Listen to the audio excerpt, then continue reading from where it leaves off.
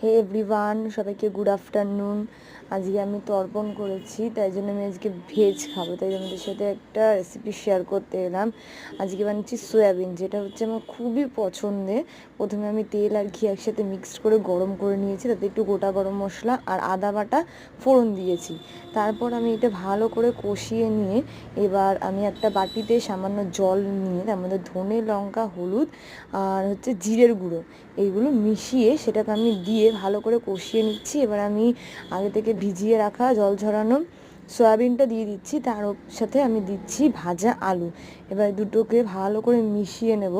মিশিয়ে নিয়ে এবার আমি এতে সামান্য জল অ্যাড করবো, যাতে এগুলো একটু সেদ্ধ হয়ে আসে। এবার জিনিসটা আমি কষাচ্ছি। খুন্তি ধোয়া জল আমি দিয়ে থাকি রান্নায়, বড়দের কাছে শুনেছি এতে নাকি এই রান্নার স্বাদ বেড়ে যায়। তো এটা মোটামুটি ফুটুক, তারপর দেখতে থাক।